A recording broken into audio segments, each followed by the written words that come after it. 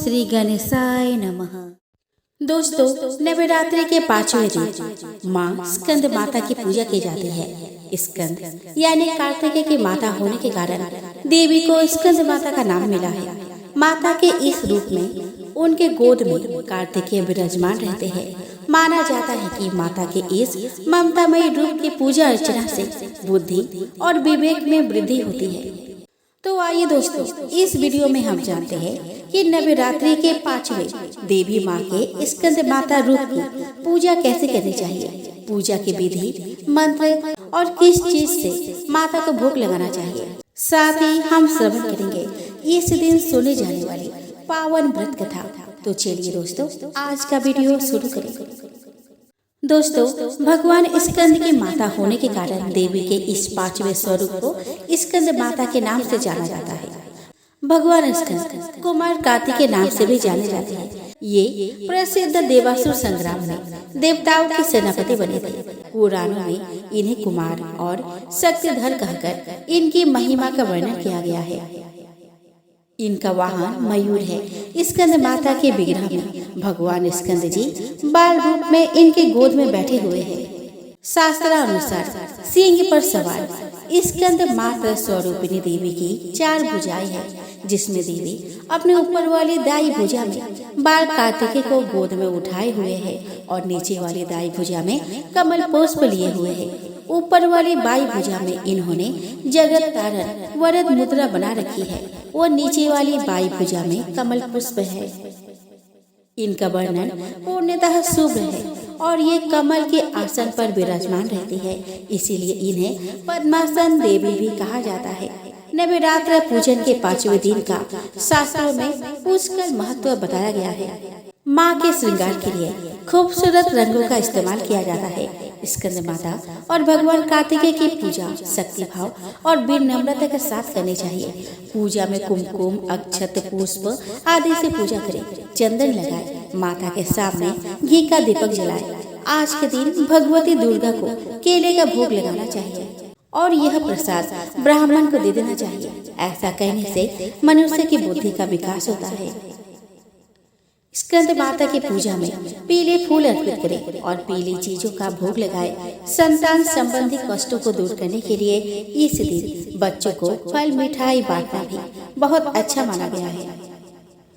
पौराणिक मान्यता है कि इनकी पूजा से भगवान कार्तिकेय की पूजा स्वयं ही हो जाती है और स्कंद माता की आराधना से सोनी गोद भर जाती है। इनकी सहायता से साधक को आरोग्य, बुद्धिमत्ता तथा ज्ञान की प्राप्ति होती है। इनकी उपासना से समस्त इच्छाएं पूर्ण हो जाती है। वह भक्तों को परम शांति एवं सुख का अनुभव होने लगता है। सूर्य मंडल की अधिष्ठात्री देवी होने के कारण इनका उपासक अलौकिक तेज एवं कांति से संपन्न हो जाता है। संतान सुख एवं रोग मुक्ति के लिए स्कंद माता की पूजा करनी चाहिए। दोस्तों, इस दिन इस मंत्र से इनका आराधना करें। या देवी सर्वभूतेषु मां स्कंद माता रूपेण संस्थिता नमस्तस्यै नमस्तस्यै नमस्तस्यै नमो नमः। आइए दोस्तों, अब हम श्रवण करें नवरात्रि के 5वें दिन में सुने जाने वाली कुछ पौराणिक एवं पवित्र कथा। दोस्तों, स्कंद पुराण के अनुसार भगवान शिव ने अधर्मी दैत्य तारकासुर को एक वरदान दिया, जिसके कारण वह अत्यंत शक्तिशाली हो गया। वरदान यह था कि उसका अंत केवल और केवल शिव पुत्र के हाथों ही होगा। वरदान पाने के बाद वह तीनों लोकों में हाहाकार मचाने लगा। यहाँ तक कि तारकासुर के नेतृत्व में दैत्यों से देवताओं को पराजय का भी सामना करना पड़ा। सृष्टि में तारकासुर समेत दैत्यों का अत्याचार बढ़ने लगा था। अंततः सभी देवता भगवान ब्रह्मा के पास पहुँचे और तारकासुर से संबंधित समस्या के बारे में उन्हें बताया। इस पर ब्रह्मा जी ने देवताओं को सुझाव दिया कि वे कैलाश जाकर भगवान शिव से पुत्र उत्पन्न करने की विनती करें, क्योंकि उनका ही पुत्र तारकासुर का वध कर सकता है। दूसरी तरफ देवराज इंद्र और अन्य देवगण भगवान शिव के पास जाते हैं, लेकिन वे तो साधना में लीन होते हैं। यह वही समय था जब भगवान शिव माता सती के वियोग में थे और गहन साधना में स्वयं को लीन कर चुके थे। किसी को तो आगे जाना ही था। तब भगवान शिव देवी पार्वती की तपस्या से प्रसन्न होकर शुभ घड़ी और शुभ मुहूर्त में उनसे विवाह कर लिया। दूसरी ओर कामदेव की पत्नी देवी रति की विनती पर अपने ही विवाह के शुभ अवसर पर भगवान शिव ने कामदेव को जीवित कर दिया। इस तरह शिव और शक्ति पुनः एक होकर कैलाश पर वास करने लगे। अब यहीं पर शिव पुत्र जिनको तारकासुर का वध करना था उनका पूरा प्रसंग आता है। कार्तिकेय जी माता पार्वती और भगवान शिव के जैविक पुत्र नहीं है, लेकिन वो शिव जी के अंश अवश्य है। कार्तिकेय का जन्म कुछ इस तरह हुआ कि शिव जी के तेज से एक प्रकाश पुंज निकला और वह पुंज इतना शक्तिशाली था कि इसे अग्नि, पर्वत, ऋषि मुनियों की पत्नी भी संभाल नहीं पा रहे थे। शिवांश का तेज इतना अधिक था कि कोई भी उसे संभाल नहीं सका। जब यह तेज धरती पर पड़ा तो धरती माता से भी इसे संभालना कठिन हो गया। इसके बाद यह तेज पुंज चलता ही रहा और देवी गंगा के जल में तैरने लगा, लेकिन देवी गंगा भी इस प्रकाश पुंज को नहीं सहन कर पाई और उसे सरकंडे के एक वन में त्याग दिया। समय के बीतने के साथ ही शिवांश एक बालक के रूप में परिवर्तित हुआ। 6 मुख वाले उस बालक का पालन पोषण कृतिकाओं ने किया था, जिसके कारण ही उस बालक का नाम कार्तिकेय पड़ा। शिव जी के तेज से उत्पन्न हुए इस बालक का यानी कार्तिकेय जी का वन में ही पालन पोषण होने लगा। कृतिकाएं एक माता की भांति बालक का ध्यान रखती थी। उधर माता पार्वती ने भी एक तेजवान बालक कार्तिकेय के बारे में सुना और इस बारे में भगवान शिव को भी बताया। इस पर भगवान शिव ने उन्हें जानकारी दी कि कार्तिकेय उनके ही पुत्र है। इसके बाद शिव जी ने अपने घरों को बुलाया और कहा कि तुम उस सरकंडे के वन में जाओ। वहाँ एक बालक है जो अपनी वीरता का प्रदर्शन कर रहा है। वो हमारा अंश है, हमारा पुत्र है। उसे सम्मान के साथ लेकर आओ। शिव जी के आदेश के बाद शिवगढ़ उस वन में पहुँचे और कुमार कार्तिकेय को कृतिकाओं के साथ बड़े सम्मान से शिव जी के सामने ले आए। उस बालक को देखकर कैलाश पर्वत पर आनंद छा गया। वही कार्तिकेय जी के आ जाने के बाद वह समय भी आ गया जब उन्हें शिव पुत्र के द्वारा तारकासुर का वध होना था। शिव पुत्र कार्तिकेय जी अत्यंत वीर थे और उन्हें तारकासुर का वध भी करना था। ऐसे में सभी देवता उनके नेतृत्व में चल पड़े और तारकासुर पर आक्रमण कर दिया। इस तरह तारकासुर शक्तिशाली कार्तिकेय के सामने एक क्षण भी टिक नहीं सका और शिव पुत्र के हाथों अपने अंत को प्राप्त हुआ। तारकासुर का वध करके कार्तिकेय जी ने अपने सामर्थ्य और शक्ति का प्रदर्शन किया था। उन्होंने अपने युद्ध कौशल से सृष्टि को तारकासुर के उत्पात से, उसके भय से मुक्त कराया था। अतः देवराज इंद्र ने त्रिदेवों और सभी देवताओं के सर्व संपत्ति से कार्तिकेय जी को देवताओं का सेनापति नियुक्त कर दिया। कुमार कार्तिकेय की दक्षिण भारत में अधिक पूजा होती है। उनके कई नाम हैं, लेकिन वे स्कंद एवं भगवान मुरुगन के नाम से अधिक जाने जाते हैं। राजा ने कहा कि हे ऋषिराज, आपने रक्त बीज के वध से संबंध रखने वाला वृत्तांत मुझे सुनाया। अब मैं रक्त बीज के मरने के पश्चात क्रोध में भरे हुए शुंभ और निशुंभ ने जो कर्म किया वह सुनना चाहता हूँ। महर्षि मेधा ने कहा कि रक्त बीज के मारे जाने पर शुंभ और निशुंभ को बड़ा क्रोध आया और अपनी बहुत बड़ी सेना का इस प्रकार सर्वनाश होते देख निशुंभ देवी पर आक्रमण करने के लिए दौड़ा। उसके साथ बहुत से बड़े बड़े असुर देवी को मारने के वास्ते दौड़े और महापराक्रमी शुंभ अपनी सेना सहित चंडिका को मारने के लिए बढ़ा।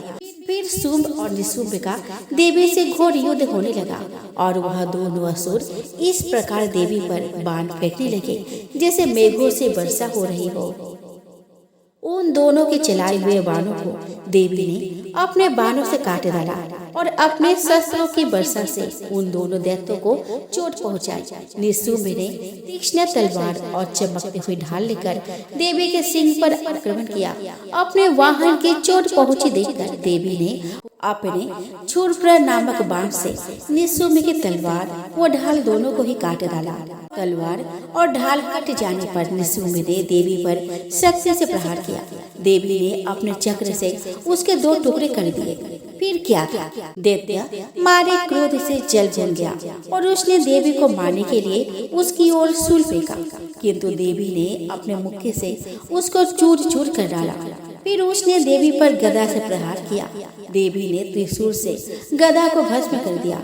इसके पश्चात वो फरसा हाथ में लेकर देवी की ओर लपका।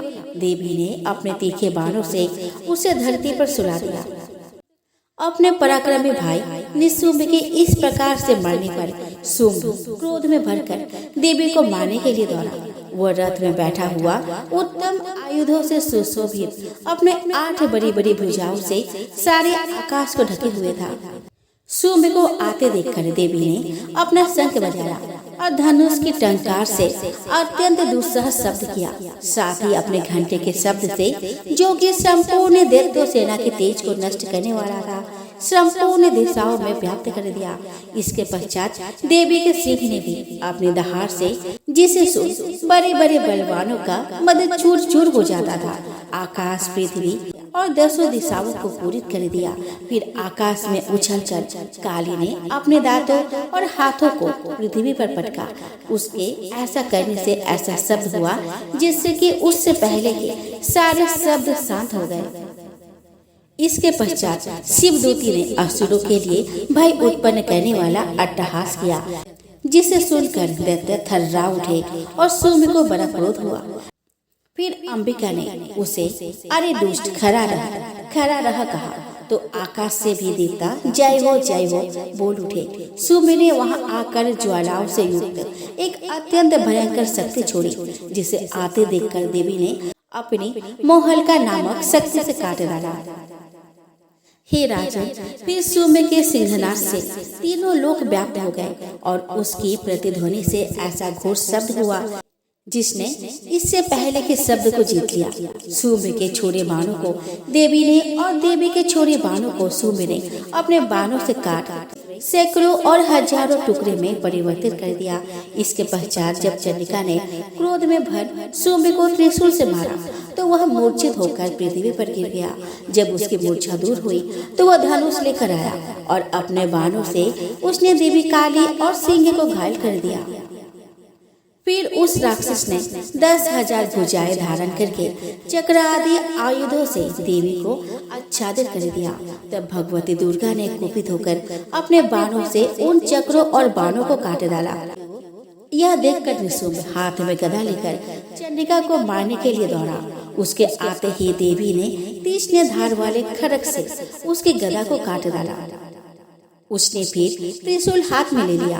देवताओं को दुखी करने वाले निशुंभ त्रिशूल हाथ में लिए हुए आता देखकर चंडिका ने अपने शूल से उसके छाती पर प्रहार किया और उसके छाती को चीर डाला। शूल विदीर्ण हो जाने पर उसके छाती में से एक ऊष जैसा ही महापराक्रमी दैत्य ठहर जा कहता हुआ निकला। उसको देखकर देवी ने बड़े जोर से ठहाका लगाया। अभी वो निकलने भी नहीं पाया था कि उसका सिर अपने तलवार से काट डाला। सिर के काटने के साथ ही वो पृथ्वी पर गिर पड़ा। तदंतर सिंह दहाड़ कर असुरों का भक्षण करने लगा और काली शिवदूती भी राक्षसों का रक्त पीने लगी। कौमारी की शक्ति से कितने ही महादैत्य नष्ट हो गए। ब्रह्मा जी के कमंडल के जल से कितने ही असुर समाप्त हो गए। कई दैत्य माहेश्वरी के त्रिशूल से विदीर्ण होकर पृथ्वी पर गिर पड़े और वाराही के प्रहारों से छिन्न भिन्न होकर धराशायी हो गए। वैष्णवी ने भी अपने चक्र से महापराक्रमियों का कचमुच निकालकर उन्हें यमलोक भेज दिया और इंद्र से कितने ही महाबली राक्षस टुकड़े टुकड़े हो गए। कई दैत्य मारे गए, कई भाग गए और कितने को ही काली, शिवदूती और सिंह ने भक्षण कर लिया। हे राजा, अपने प्यारे भाई को मरा हुआ तथा सेना को नष्ट हुए देखकर क्रोध में भरकर दैत्यराज शुंभ कहने लगा कि दुष्ट दुर्गे, तू अहंकार से गर्व मत कर, क्योंकि तू दूसरों के बल पर लड़ रही है। देवी ने कहा कि हे दुष्ट, देख, मैं तो अकेले ही हूँ। इस संसार में मेरे सिवा दूसरा कौन है? यह सब मेरी शक्तियाँ है। देख, यह सब की सब मुझ में प्रविष्ट हो रही है। इसके पश्चात ब्रह्माणी आदि सब देवियां उस देवी के शरीर में लीन हो गई और देवी अकेले रह गई। तब देवी ने कहा कि मैं अपने ऐश्वर्य शक्ति से अनेक रूपों में यहाँ उपस्थित हुई थी, उन सब रूपों को मैंने समेट लिया है, अब अकेले ही यहाँ खड़ी हूँ, तुम भी यही ठहरो।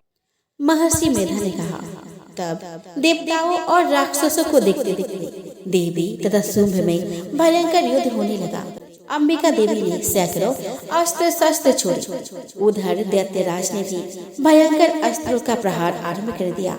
देवी के छोड़े हुए सैकड़ों अस्त्रों को दैत्य ने अपने अस्त्रों द्वारा काट डाला। इसी प्रकार शुंभ ने जो अस्त्र छोड़े उनको देवी ने अपने भयंकर हुंकार के द्वारा ही काट डाला। दैत्य ने जब सैकड़ों बाण छोड़कर देवी को ढक दिया तो क्रोध में भरकर देवी ने अपने बाणों से उसका धनुष नष्ट कर डाला। धनुष कट जाने पर दैत्येंद्र ने शक्ति चलाई, लेकिन देवी ने उसे भी काट कर फेंक दिया। फिर दैत्येंद्र चमकते हुए ढाल लेकर देवी की ओर दौड़ा, किंतु जब वह देवी के समीप पहुंचा तो देवी ने अपने तीक्ष्ण बाणों से उसके चमकती हुई ढाल को भी काट डाला। फिर दैत्येंद्र का घोड़ा मर गया, रथ टूट गया, सारथी मारा गया। तब वह भयंकर मुद्गर लेकर देवी पर आक्रमण करने के लिए चला, किंतु देवी ने अपने तीक्ष्ण बाणों से उसके मुद्गर को भी काट दिया। इस पर दैत्य ने क्रोध में भरकर देवी की छाती में बड़े जोर से एक मुक्का मारा। दैत्य ने जब देवी को मुक्का मारा तो देवी ने भी उसकी छाती में जोर से एक थप्पड़ मारा। थप्पड़ खाकर पहले तो दैत्य पृथ्वी पर गिर पड़ा, किंतु तुरंत ही वह उठ खड़ा हुआ। फिर वह देवी को पकड़कर आकाश की ओर उछला और वहां जाकर दोनों में युद्ध होने लगा। वह युद्ध ऋषियों और देवताओं को आश्चर्य में डालने वाला था। देवी आकाश में दैत्यों के साथ बहुत देर तक युद्ध करती रही। फिर देवी ने उसे आकाश में घुमाकर पृथ्वी पर गिरा दिया। दुष्ट आत्मा दैत्य पुनः उठकर देवी को मारने के लिए दौड़ा। तब उसको अपनी ओर आता हुआ देखकर देवी ने उसकी छाती बेदीन करके उसको पृथ्वी पर पटक दिया। देवी के त्रिशूल से घायल होने पर उस दैत्य के प्राण पखेरु उड़ गए और उसके मरने पर समुद्र, द्वीप, पर्वत और पृथ्वी सब कांपने लगे। तदनंतर उस दुष्ट आत्मा के मरने से संपूर्ण जगत प्रसन्न और स्वस्थ हो गया और आकाश निर्मल हो गया। पहले जो उत्पात सूचक मेघ और उल्कापात होते थे, अब सब शांत हो गए। उसके मारे जाने पर नदियां अपने ठीक मार्ग से बहने लगी। संपूर्ण देवताओं का हृदय हर्ष से भर गया और गंधर्वियों सुंदर गान गाने लगे। गंधर्व बाजे बजाने लगे और अप्सराएं नाचने लगे। पवित्र वायु बहने लगे। सूर्य की कांति स्वच्छ हो गई। यज्ञशालाओं की बुझी हुई अग्नि अपने आप प्रज्वलित हो उठी तथा चारों दिशाओं में शांति फैल गई। दोस्तों, माँ दुर्गा तीनों लोकों में सर्वशक्तिमान है। ब्रह्मांड में मौजूद हर तरह की शक्ति इन्हीं की कृपा से प्राप्त होती है और अंत में इन्हीं में समाहित हो जाती है। इसीलिए माता दुर्गा को आदि शक्ति भी कहा जाता है। देवताओं ने भी जब राक्षसों के साथ युद्ध में स्वयं को कमजोर महसूस किया, तब माँ दुर्गा ने उनके शरणागत होने पर प्रचंड रूप धारण करके राक्षसों का संहार किया और देवताओं एवं धर्म की रक्षा की। इस जगत के पालनहार माता ही है, जिनकी कृपा से सब कुछ होता है। इसीलिए इनको जगत जननी भी कहा जाता है। माँ दुर्गा अपने भक्तों और धरती पर धर्म की रक्षा और अधर्म का नाश करने के लिए अनेक रूप में प्रकट हुई है। भक्तगण इनको अलग अलग रूपों और अलग अलग नामों से पूजते हैं। कोई शीतला माता, तो कोई काली माता, तो कोई मंगला माता, तो कोई माँ वैष्णवी के रूप में पूजता है। माँ दुर्गा के अनेक रूप और अनेक नाम है। माँ के इन्हीं अनेक रूपों और नामों में से एक माँ थावे वाली भी है। बिहार राज्य के गोपालगंज शहर से मात्र 6 किलोमीटर की दूरी पर स्थित सीवान जाने वाली राष्ट्रीय राजमार्ग पर थावे नाम का जगह है। वही माता थावे वाली का प्रसिद्ध मंदिर है। माँ थावे वाली को सिंहासनी भवानी, रहसु भवानी और थावे भवानी भी कहा जाता है। माँ थावे वाली आसाम के कामरूप से, जहाँ माँ कामाख्या का बड़ा प्राचीन और भव्य मंदिर है, थावे आई थी। इसीलिए इनको कावेरू कामाख्या भी कहा जाता है। दोस्तों, प्राचीन काल में थावे में माता कामाख्या के बहुत सच्चे भक्त श्री रहसु भगत जी रहते थे। वो माता के बहुत सच्चे मन से भक्ति करते थे और माता भी उनकी भक्ति से प्रसन्न थी। माता की कृपा से उनके अंदर बहुत सी दिव्य शक्तियाँ थी, लेकिन वहाँ के तत्काल राजा मनन सिंह को उनकी भक्ति पसंद नहीं थी। वो रहसु भगत जी को ढोंगी पाखंडी समझते थे। एक दिन राजा ने अपने सैनिकों को रहसु भगत जी को पकड़कर दरबार में लाने का आदेश दिया। दरबार में आने पर राजा ने रहसु भगत जी को ढोंगी पाखंडी आदि अभद्र शब्दों का प्रयोग कर अपमानित किया और उनके माता के सच्चे भक्त होने का मजाक उड़ाया। रहसु भगत जी ने राजा को विनम्रता पूर्वक समझाया कि माता की कृपा से ही मैं सब कुछ करता हूँ और मेरी भक्ति से प्रसन्न होकर वह मुझे दर्शन भी देती है। मनन सिंह के घर भी माता की पूजा होती थी, लेकिन माता ने कभी दर्शन नहीं दिया था। और चूंकि रहसु भगत जी एक अछूत जाति के थे और माता उनको दर्शन देती थी।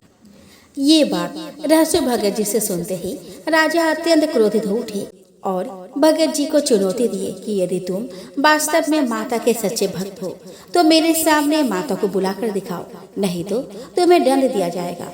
भगत जी ने राजा को बार बार और विनम्रता पूर्वक समझाया कि महाराज, अगर माता प्रकट हो गई तो अनर्थ हो जाएगा, इसीलिए आप अपना हठ छोड़ दीजिए और सच्चे मन से माता की भक्ति कीजिए। लेकिन राजा मनन सिंह अपने हठ पर अड़े रहे। अब भगत जी के पास माता को बुलाने के अलावा कोई दूसरा रास्ता नहीं बचा। भगत जी ने माता का आह्वान किया। माता ने कामरूप से प्रस्थान किया और कोलकाता, पटना, आमी आदि स्थानों से होते, जहां वो क्रमशः काली, पटन देवी, अंबिका भवानी आदि नामों से प्रसिद्ध है, थावे पहुंची। माता ने भगत जी के मस्तक को फाड़कर अपना कंगन दिखाया। उनके आगमन से पूरे राज्य में प्रलय जैसी स्थिति हो गई। राजा और उनके राजपाट का अंत हो गया। माता ने जहाँ दर्शन दिया वही उनके मंदिर का निर्माण किया गया। रहसु भगत जी के मंदिर भी माता के मंदिर के पास ही है। यह कहा जाता है कि माँ थावे वाली के दर्शन के पश्चात रहसु भगत जी का दर्शन भी अवश्य करना चाहिए, तभी माता प्रसन्न होती है।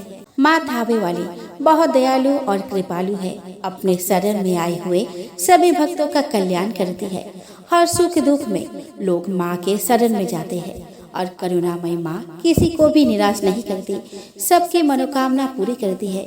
थावे के आसपास किसी के घर शादी ब्याह जैसे शुभ कार्य हो या किसी को कोई दुख बीमारी हो तो हर परिस्थिति में लोग माता के शरण में जाते हैं और माता उनका कार्य सिद्ध करती है। माँ हर घड़ी और सुख दुख में अपने भक्तों पर करुणा और ममता की छाव रखती है। तो प्रेम से बोले, माता थावे वाली की जय हो।